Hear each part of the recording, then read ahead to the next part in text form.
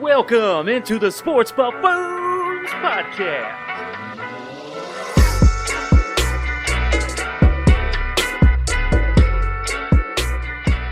Welcome on in, Buffoons. So that was still an interesting week of the NFL season, I'd say. Pittsburgh Ravens have not played yet, moved twice, and now they are moving to, this will be the third time move. So yeah, they're moving to Wednesday, 2:30 p.m. Central Time start is scheduled. Still no Lamar Jackson, still no Mark Andrews as we entertain this COVID season of 2020. So, but anyways, it's been a weird NFL season, guys. So I was playing Madden the other day, most of us probably, and I was like, I'm gonna play with the Chiefs, Tyreek Hill, so I was putting up 269 yards on with Hill, Mahomes with 462. Oh wait, I wasn't playing Madden. That was actual real life. Are you guys kidding me right now? This Dynamics Bucs defense just got torched. Yes, they couldn't do much in the second half, but they did enough to stop. The defense stepped up as well. That's some ridiculousness. Tyreek Hill had, over 100 yards and 2 touchdowns or something ridiculous like that in the first quarter alone, I think. Either first half or first quarter, but man, that was just dumb. Who knew that Tyreek Hill would explode against on a game like this? And I think that's exactly what we needed to see from Tyreek Hill and Patrick Mahomes as they continue to build that just dynamic duo set going on. Plus, they got Travis Kelce right there as well. Travis Kelce is always open if Tyreek isn't, pretty much. And they just make it, those three just make the great connection. Patrick Mahomes does his best to lure people away. Tyreek Hill is such a threat that Travis Kelce can just slip up underneath the defense, and then he gets yards after the catch.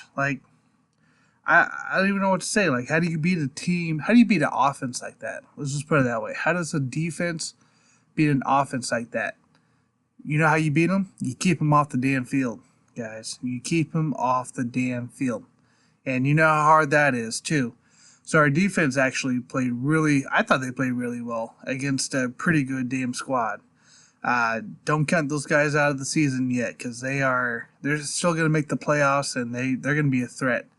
How about, I talked last week on our podcast, at least on my solo, about the Chiefs having to use the secondary more in their blitzes. And that's exactly what they did. They had a few quarter blitzes, had Tyrann Mathieu come up the middle. Snead, I think it was even in a couple plays on there. And Snead had a great game. L'Jarius Snead, I'm happy to see him come back and strong after a poor performance last week.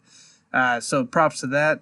Frank Clark's still a little rough, but he's also getting majority of this. Between him and Jones, they're getting majority of the double teams going on. We know how hard that is too. So don't be bashing Frank Clark again. Yes, it sucks. We should see more, but that's not the case. It's just not the case right now, guys. Okafor got to come back, and he made some impact plays as well, getting pressure on Brady, and was in the mix a couple times as well. So that's nice to see him come back off his injury as well. Overall, guys, recap-wise, I really don't have much. It was closer to the end than it should have been, but the score doesn't tell the whole story. The defense, they played really freaking well on getting to Tom Brady, force him to make those bad throws, those error throws. We had some couple dumb penalties again, as we always do, and hopefully we can get that cleaned up. As far as the offense goes, they're still elite. Demarcus Robinson still continues to frustrate people, but at the same time, he is getting he is catching the ball, and he's going to be just one of the playmakers. It sucks. We got to see Sammy Watkins come back, and that was good to see him back. He had a couple good catches there, and he was in the mix. So hopefully with more Sammy Watkins and less Demarcus Robinson, we'll be looking good. As far as special teams, guys, what is up with Hardman? I know Pringle's out. We don't have much options. I hate to see Tyreek back there and he get injured in a special team situation until we really need it, aka playoff time, right? So we're just going to have to deal with Hardman. Who else are you going to put back there? right? Who? You guys tell me who, because I don't know who else to put back there. So it is what it is on that situation. And then Townsend, man, he had a tough go too. One of his punts was 20 yards. Are you kidding me? Like that's, and they didn't even get to the first down. It was like fourth and 18 or something like that. And from where he was kicking it from, he didn't even get to the first down marker on that one punt. So that's something that needs to be cleaned up for sure. Going forward, I know Dave Tobe is going to get his freaking special teams together. They had a couple of injuries that happened as well. Dorian O'Daniel went down. There's another guy went down in special teams. So those are some key special team, returners or kickoff coverage guys that did go down. So hopefully they get back quick and get going. Hopefully it's just something minor and not major going on. But overall, guys, I was really impressed with this game. I was impressed with the way the Chiefs played. Bieniemy and Reed had a pretty damn good game plan versus these guys, and they tested them, and then they took them past that test, and they were like, "Well, you're not going to stop us. You're not going to stop Tyreek, obviously." And that was just rough going that defense with the Bucs. I anticipated this game to be a lot closer than it was, and you know what? I'll take it. I'll take it all day, man. I'll take it all day. So that helps kind of lead us into our Broncos preview, right? So this is Broncos preview. I'm pretty sure it's Sunday Night Football, which I'm excited for. But, are the Broncos even going to have quarterbacks? I know they were all out last week. They had a practice squad wide receiver who's been out for 2 years. Start quarterback, scored 3 points, right? 3 points against the Saints. Granted, the Saints are a pretty damn good team as well. So you can't really say much. Plus, it was a last minute deal. They were trying to get, the tight ends coach to start a quarterback. The NFL denied it. And, that kind of blows for the Broncos on that part. But, yeah, man, 7:20 game. I get to actually watch this game because I'll be off in time for it on the 6th. So I'm excited for this here. Obviously, Patrick Mahomes will dominate this game again. I think we're going to see more Clyde, though. I think we'll see more Clyde time this time around. He got the rock a handful of times last week. I'm hoping to see more Clyde, Le'Veon Bell situations. Less Patrick Mahomes, less Kelsey, less Hill. Because we don't really need these guys right now for this game. This is also could be a big confidence booster for our defense.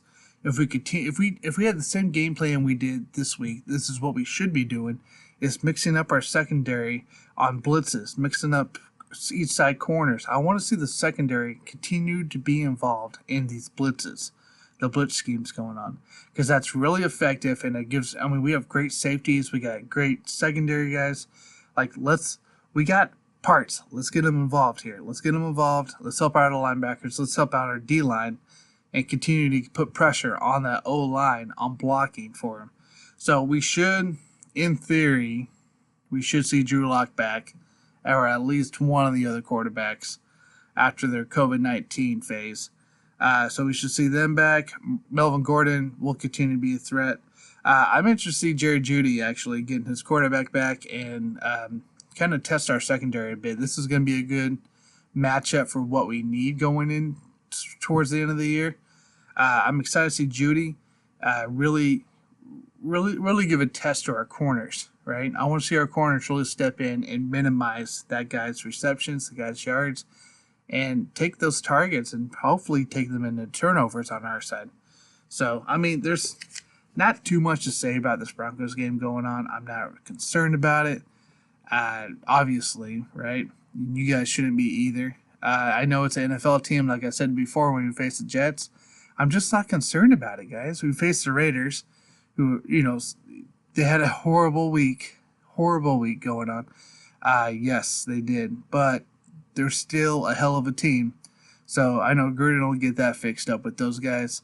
Then we played the Bucs, last week, and they gave us some fits, or they didn't really give us any fits. Let's be real; it wasn't really anything. The second half was kind of lame on the scoring end, so hopefully Andy Reid can just come out again with Eric Bieniemy and let's just pound it, dude. Let's pound the rock. Let's play some old school Marty ball right now. I want to pound the rock. I want to go outside and I want to hit him up inside. I want to see our O-line block inside. As far as our defensive side this week, our goal this week should have our D-line should have goals here. Each person should have a goal of at least a half sack to a sack or tackle for loss. I want to see them in the backfield.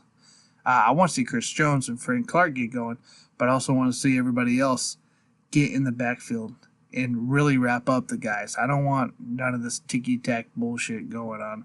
Let's get to them. Let's put pressure on Drew or whoever the quarterback is, and let's force some turnovers. Let's have a 3-turnover game because we were in the backfield. So, but yeah, guys, that's kind of my thoughts here for the Chiefs preview. We'll kind of talk more during our pick'em segment here as well, and we'll, let's just see how it goes. It's Sunday Night Football. Anything can happen. Hopefully that gives enough time for the Broncos. I'd rather have a healthy Broncos team to test us as we get ready for the playoff push than practice squad quarterback who's been out for 2 years. So, but yeah, let me know your thoughts, guys, on this stuff, and we'll be talking about that here a little later here.